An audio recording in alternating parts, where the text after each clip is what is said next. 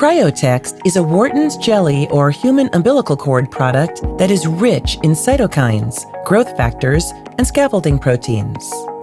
It is used as a replacement tissue that is intended to replace missing or damaged connective tissue.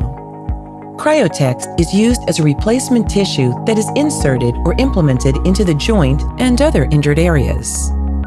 CryoText does not use any material obtained directly from the embryo or fetus. CryoText has higher concentrations of peptides, hyaluronic acid, and growth factors when compared to amniotic fluid suspensions. CryoText is processed from human tissue, donated from full-term C-section deliveries in accordance with the FDA.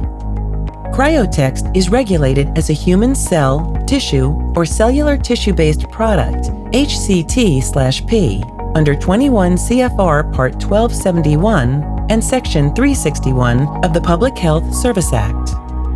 This is a connective tissue supplement intended for homologous use only, as described in 21 CFR 1271.10a. Structural connective tissue that is missing or damaged severely may require new or additional tissue to create conditions that encourage the stability of anatomic infrastructure. CryoText does not use any material obtained from the embryo or fetus.